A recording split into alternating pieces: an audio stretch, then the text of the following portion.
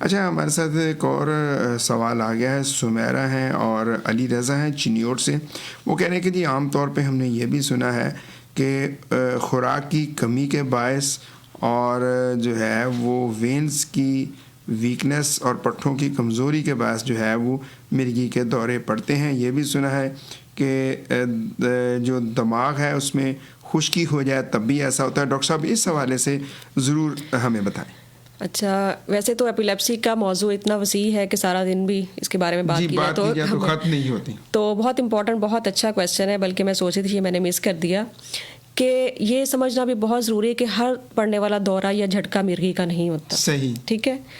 تو جو بھی ایسی کیفیت ہوتی ہے وہ اگر آپ اس کی ویڈیو بنا لیں اور اپنے ڈاکٹر کو دکھا لیں تو وہ مریض سے اس کی پوری ڈیٹیلڈ ہسٹری، اس کا ایگزامینیشن کرنے کے بعد اس نتیجے پہ پہنچتا آیا کہ یہ دورہ پڑنے والا ہے، مرغی کا دورہ ہے. یا پھر جھٹکوں کی اور بھی وجوہات ہوتی ہیں، صرف مرغی تو ایک قسم ہے نا جس میں دورے جھٹکے پڑتے ہیں.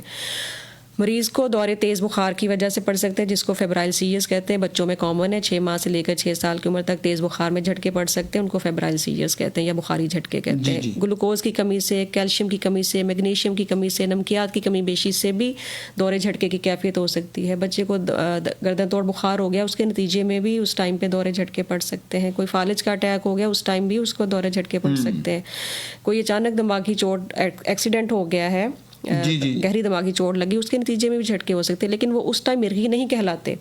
مرغی کب کہلائیں گے؟ اگر بغیر بظاہر کسی وجہ کے مریض کو 2 یا 2 سے زیادہ مرتبہ 24 گھنٹے کے وقفے سے بغیر کسی وجہ کے دورے پڑ جائیں تو وہ مرغی کہلاتا ہے. یعنی مرغی کو لیبل کرنے کا ایک کرائیٹیریا ہے.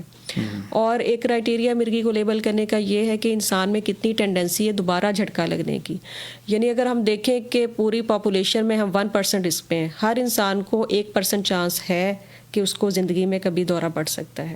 ٹھیک ہے. اگر کسی کو ایک دفعہ پڑ گیا ہے تو اس کو دوبارہ پڑنے کا کتنا چانس ہے، یہ ایپیلیپسی کہلاتا ہے. اور دوبارہ پڑنے کا چانس 30% ہوتا ہے. ایک دفعہ پڑ گیا تو دوبارہ ہونے کا 30% چانس ہے. اور اگر 2 دفعہ پڑ گئے تو پھر تیسرا جھٹکا پڑنے کے 60% چانس ہے. اس کے علاوہ بھی اور بہت ساری رسک فیکٹر ہیں جو کہ ہم آئیڈینٹیفائی کرتے ہیں جب ہم ہسٹری مریض سے لیتے ہیں کہ اگر مریض کی فیملی میں بھی کسی کو ایپیلیپسی ہے تو تب بھی رسک زیادہ ہے. صحیح. بچہ دماغی طور پہ معذور ہے، سی پی چائلڈ ہے یا کوئی اور دماغی مرض ہے تو اس کو بھی دوبارہ جھٹکے پڑنے کا رسک زیادہ ہے.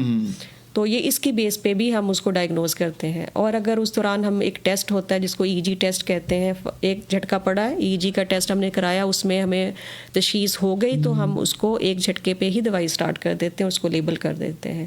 تو یہ کرائیٹیریا ہوتا ہے جو کہ ایک ماہر ڈاکٹر کر سکتا ہے آپ سے ڈیٹیل ہسٹری لینے کے بعد، مریض کا معائنہ کرنے کے بعد اور کچھ ضروری ٹیسٹ تجویز کرنے کے بعد.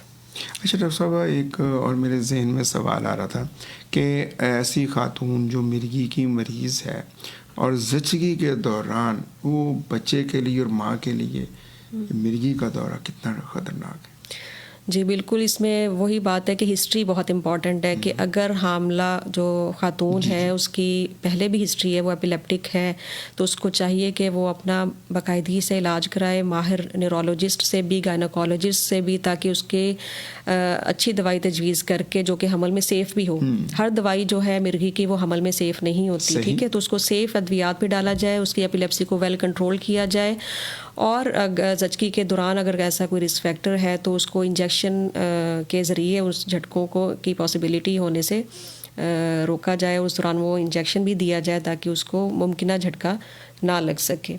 اور اس کی کسی اچھے سینٹر میں وہاں پہ ڈلیوری ہونی چاہیے اس حاملہ عورت کی، جہاں پہ ایک جو بچوں کا ماہر ڈاکٹر پیڈیاٹیشین بھی اویلیبل ہو کہ اگر خدا نخواستہ جو بچہ پیدا ہوتا ہے اس کو فوری طور پر کوئی طبی امداد کی ضرورت ہے تو اس کو وہ فوراً فراہم کی جائے تاکہ ماں اور بچہ دونوں ٹھیک رہ سکیں. ڈاکٹر صاحب بہت شکریہ، آپ نے بڑی اہم معلومات جو ہے وہ ہمارے دیکھنے والے اور سننے والوں کو فراہم کی اور بہت سارے کالرز اور لسنر کے جو ہیں وہ سوالوں کے جوابات بھی دیے. سامعین و ناظرین، آج 9 فروری اور یہ جیسے ڈاکٹر صاحبہ نے بتایا کہ یہ آج کا دن ہی نہیں مرگی کے آگاہی کا حوالے سے، بلکہ یہ پورا مہینہ جو ہے یہ مرگی سے آگاہی کا مہینہ ہے. آپ کو بھی اگر ایسا کوئی مریض نظر آتا ہے تو اس کا علاج ممکن ہے تو اس کو ڈاکٹر کے پاس لے کے جائیں، بجائے اس کے کہ ہم ادھر ادھر پیروں فقیروں کے پاس یا ادھر جو تعویذ وغیرہ کی طرف یا دیسی ٹوٹکوں کی جانب ہم جائیں، ہو سکتا ہے کہ اس میں دیر ہو جائے اور وہ دیر جو ہے وہ بیماری بڑھا سکتی ہے، مریض کے لیے خطرناک جو ہے وہ ثابت ہو سکتی ہے۔